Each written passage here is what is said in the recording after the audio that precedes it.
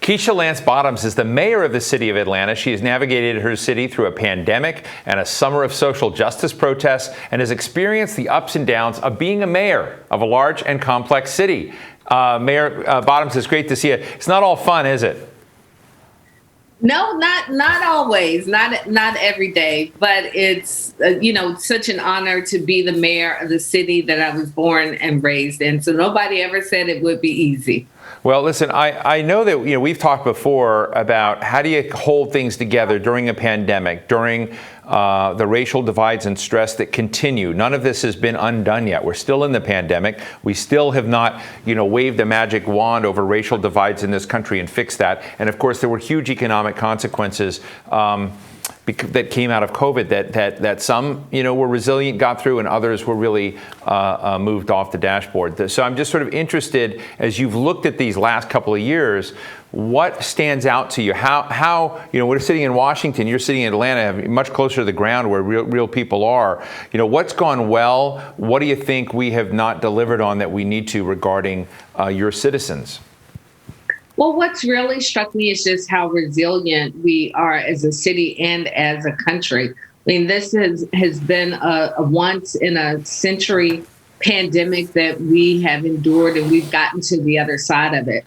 And what we need most right now is for Washington to continue to listen to our communities. What I know the Biden-Harris administration heard loud and clear is that cities like Atlanta were facing extreme operating budget shortfalls because of the pandemic, because, as you know, people stopped traveling.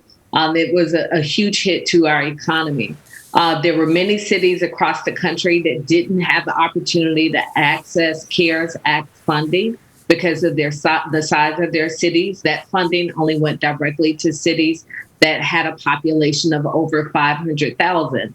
And so what was wonderful about the most recent round of funding that's come into our cities is that we could do things like continue to give our employees additional pay to help deal with the labor shortage, to address many employees who are still afraid to work in the midst of a pandemic in close quarters. We've been able to plug in the holes in our operating budget, fill our reserves back up. We've been able to provide rental assistance, small business assistance, and the list goes on. So it's important that Washington just keeps listening, continues to listen to what our true needs are, and not just speculate and make decisions in a bubble. Mayor, let me ask you a question that I haven't asked any mayors yet, but as you sit and watch this dance in Washington about the reconciliation package and about the infrastructure bill, which is basically sitting in the House sort of hostage to the Build Back Better reconciliation package, and you've got, different wings of the Democratic Party fighting over it. How important is that infrastructure package, part one? And part two is, if they don't get to a deal on this, are you willing to see that infrastructure package sacrificed? Well, it's extremely important, but also just a reminder that we can't wait on perfection. There are a number of things that we know still need to be addressed in our communities, but it doesn't mean that it's going to happen all at one time. And one of my favorite writers is Audre Lorde, who said revolution is not a one-time event. And so we can't, I get very concerned if we're holding out, waiting on perfection, especially when we are doing harm in many ways to our own party. I think we've got to get money into our communities. We've got to get money into towns and cities across the country. We've got infrastructure needs that have gone unaddressed for decades at this point. We've got crumbling sidewalks. We've got crumbling streets. Everything that you see in any city in America is needed in every city in America. And so this funding would be extremely helpful in our cities.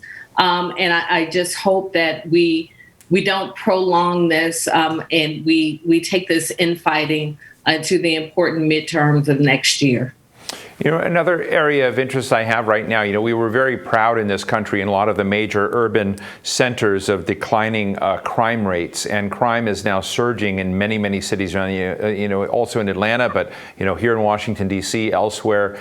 And I know that must be frustrating to you, but as you kind of look at that question, as also a lot of spotlights have been put on how we police, what's the element there, our incarceration levels, and how to sew together a more healthy, as we talk about a more perfect union in the future. How do we deal with crime, but how do we not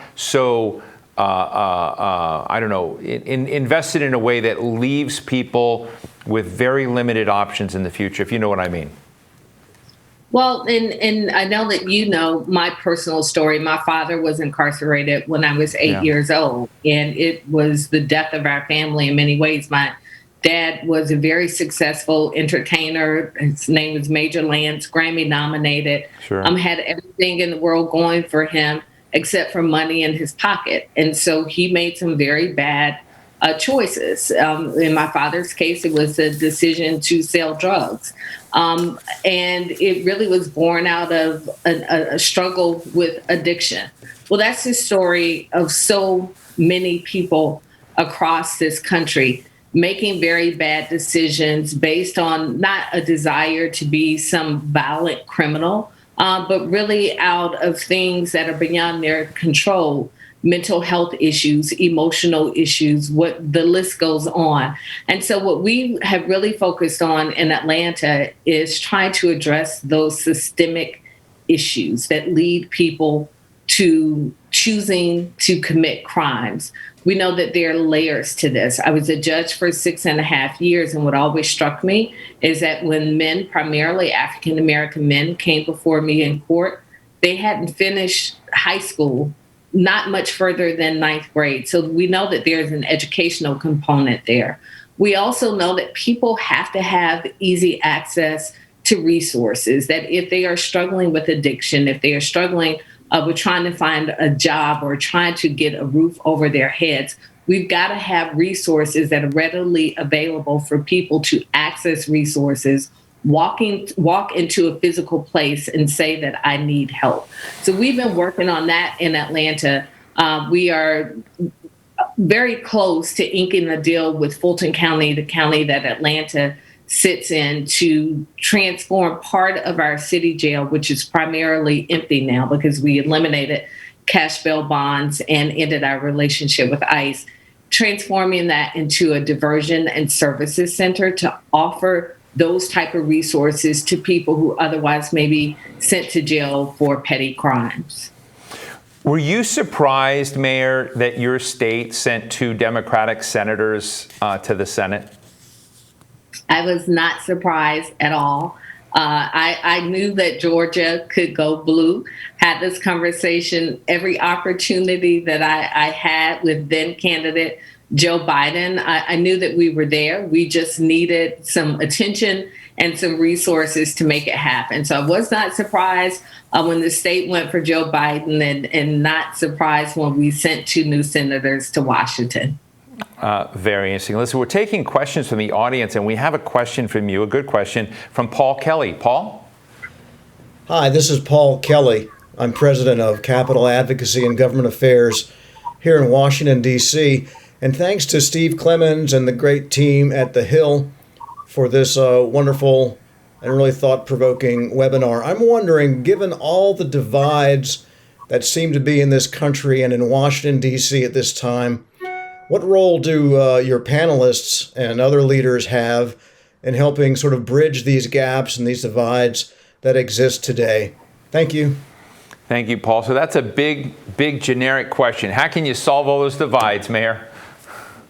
Well, listen, everybody has a difficult job. Leadership is very difficult. And so while I know that there are many issues that we are divided on, I think there are more issues that we agree on. At the end of the day, we want what's best for our communities. And so what we do as mayors through entities like the U.S. Conference of Mayors and National League of Cities and other groups, we communicate with our elected officials in Washington, letting them know what we need in our cities and our communities across the country. And we're patient.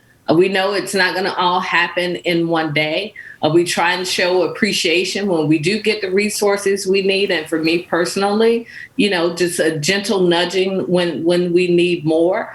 I prefer to communicate with my elected officials, not in front of a microphone at a press conference, but picking up the phone or sending a text message saying we need help. And I find that that's much more effective when you can have a cordial conversation and it's not one that's an all-out battle at times in public.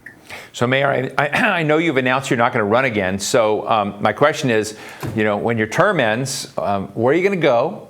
And do you have any ideas on what you might do next?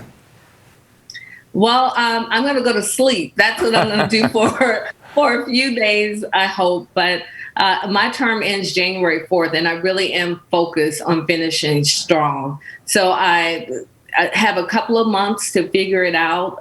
Thankfully, some great opportunities have been presented. I can honestly say that I've not landed on any of them as of yet, but I'm grateful for the opportunities. And after my term ends January 4th, I'll make some decisions on what's next.